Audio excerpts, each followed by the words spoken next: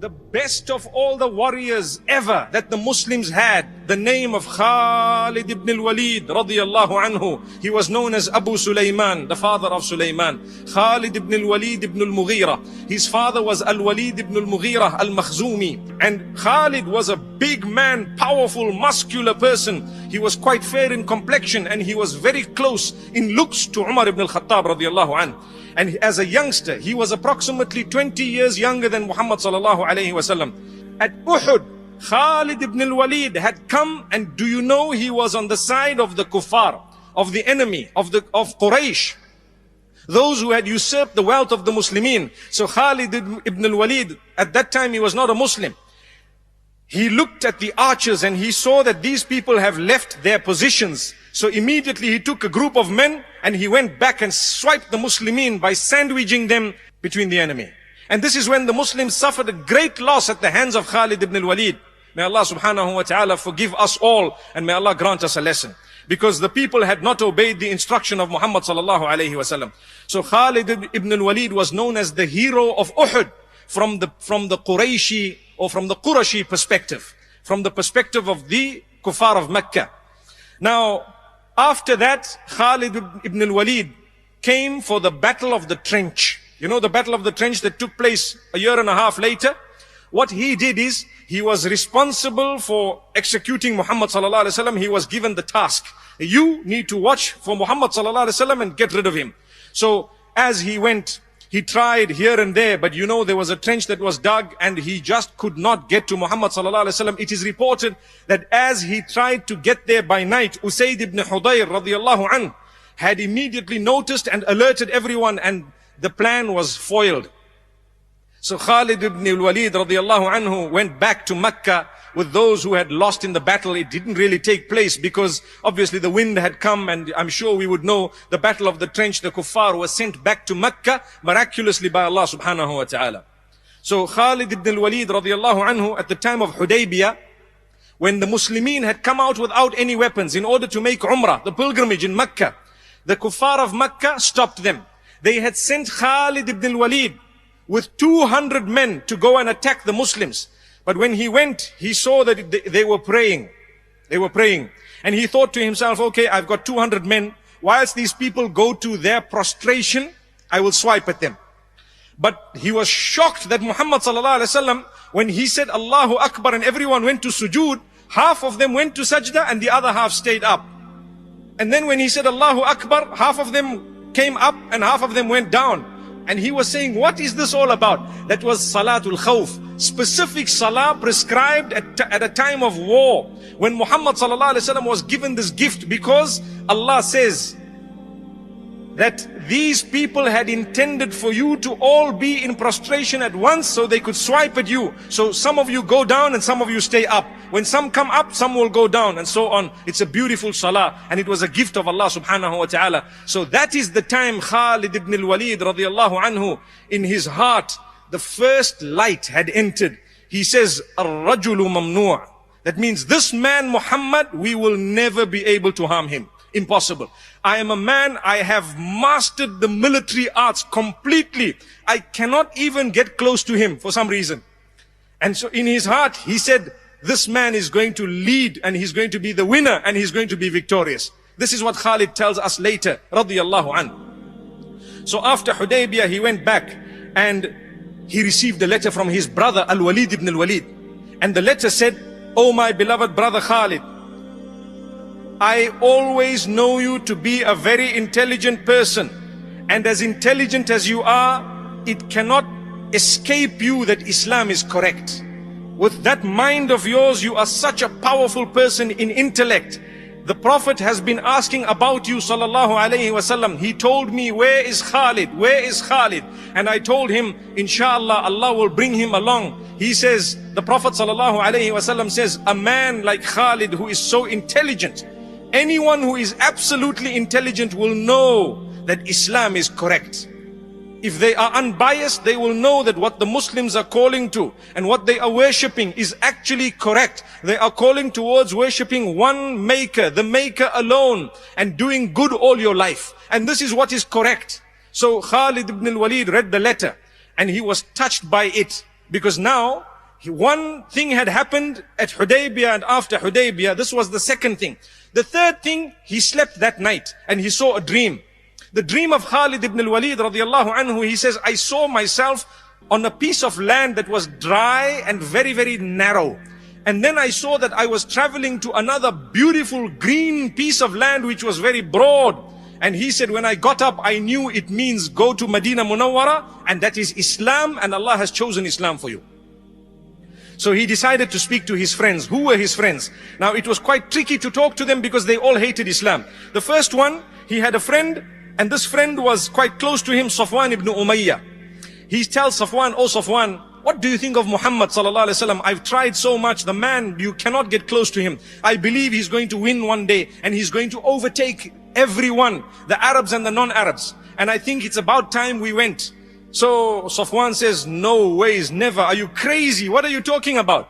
And so he decided, okay, he told Safwan, okay, forget what I said. It's okay, just forget about it. And he went to Ikrimah, the son of Abu Jahl, and told him exactly the same thing. And Ikrimah responded in the same way. The son of Abu Jahl. He says, no ways, are you crazy? He says, okay, forget about it. Then he went to a third friend of his by the name of Uthman ibn Abi Talha, a friend of Khalid ibn al-Walid. So when Khalid told him, Ibn al-Walid, that let's do this, let's go to Medina, I'm really feeling to go because of these reasons. He said, okay, I'm coming with you, let's go. Subhanallah, amazing. So quietly the two of them prepared everything and they decided to do hijrah without anyone knowing. They went, and on the way, as they are going, they saw one of the powerful men of Quraysh by the name of Amr ibn al-As, the man who later conquered Egypt. Amr ibn al-As, he was one of those who went to Najashi, if you recall, on behalf of Quraysh. And he was speaking about Ja'far ibn Abi Talib. That was a man, inshallah, we'll talk about him in a few days' time. But Khalid ibn al-Walid and this man, Uthman ibn Talha, they met him and they asked him, oh Amr, where are you going?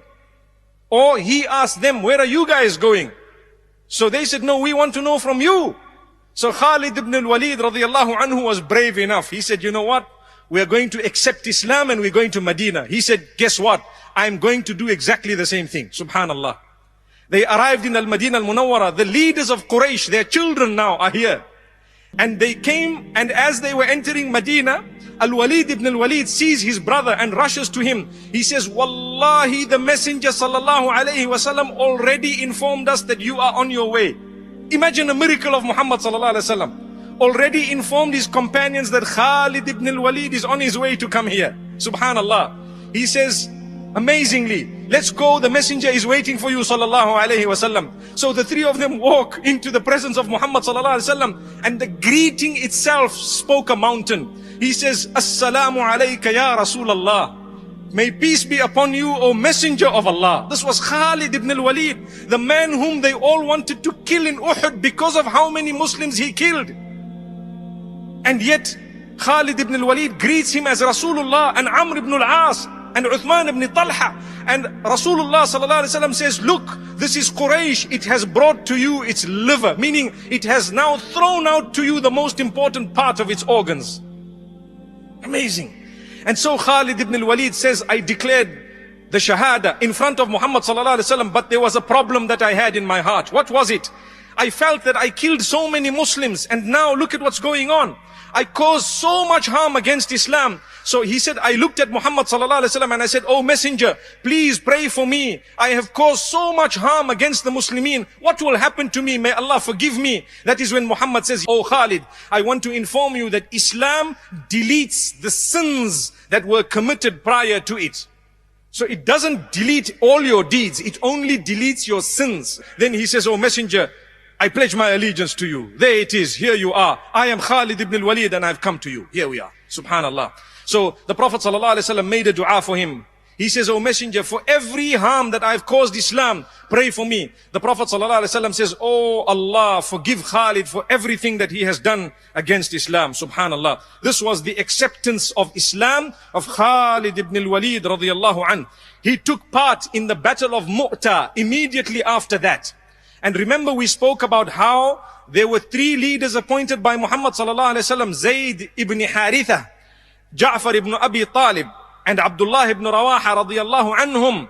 And Prophet sallallahu alaihi wasallam said they will lead one after the other. All three of them lost their lives. Then Thabit ibn Arqam went and took the flag of leadership, and he gave it to Khalid ibn al-Walid. And Khalid ibn al-Walid was a new Muslim, and he said, no ways, I'm not going to take this. You have actually taken part in Badr, O Thabit ibn Arqam. I am not from amongst those. You'd rather carry it. So Thabit ibn Arqam looks at the rest of the companions on that day of Mu'tah, and he says, do you agree that Khalid is the warrior from amongst us who knows best how to tackle the enemy, and he shall lead us? And they all agreed. So that is when Khalid took it, and the battle changed its course, and they came back to Medina, subhanallah, having achieved quite a bit in Mu'tah. May Allah subhanahu wa ta'ala grant them all goodness and grant us too a lot of goodness. So this was the man, Khalid ibn al-Walid. Every single army he was in, he won his battle, without exception, subhanallah.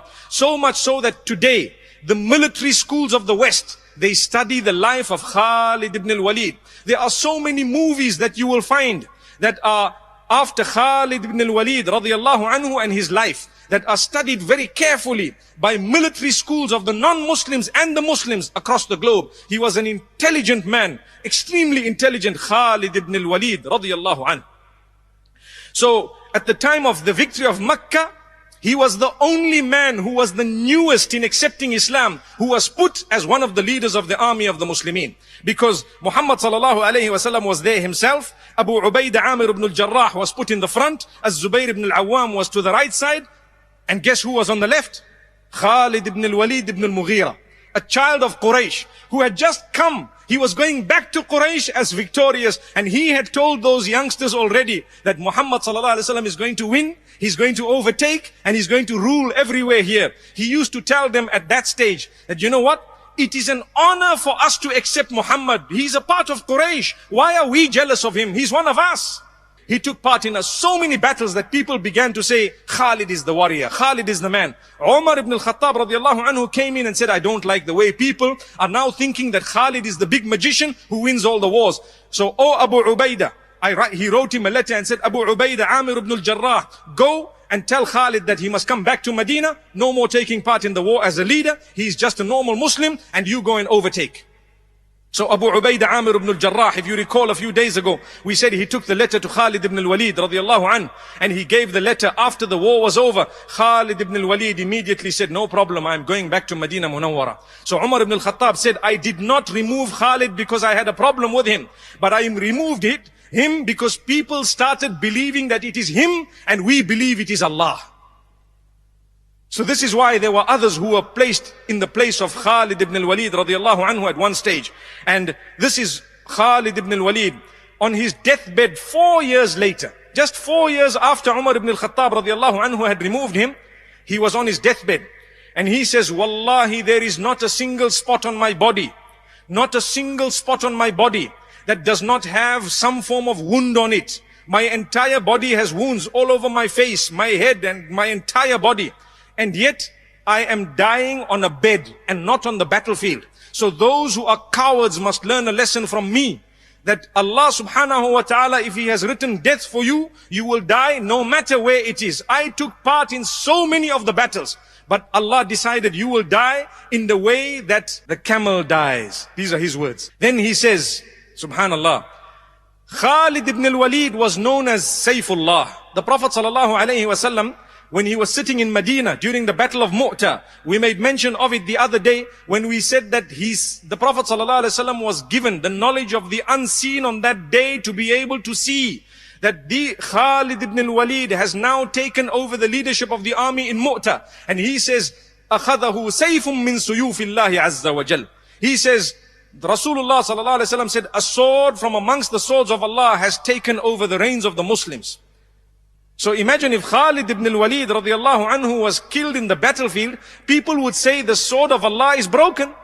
So Allah's choice was that he must not be killed in the battlefield. He was on his bed, he died a natural, normal death. May Allah subhanahu wa ta'ala grant us a lesson. This was Khalid ibn al-Walid. He passed away in Hims, and he is buried in Hims, which is in Syria. May Allah grant us peace in Syria, in Iraq, in Afghanistan, in all the countries, in Gaza, and in everywhere else. May Allah subhanahu wa ta'ala grant us peace and goodness. My brothers and sisters, I end with something important.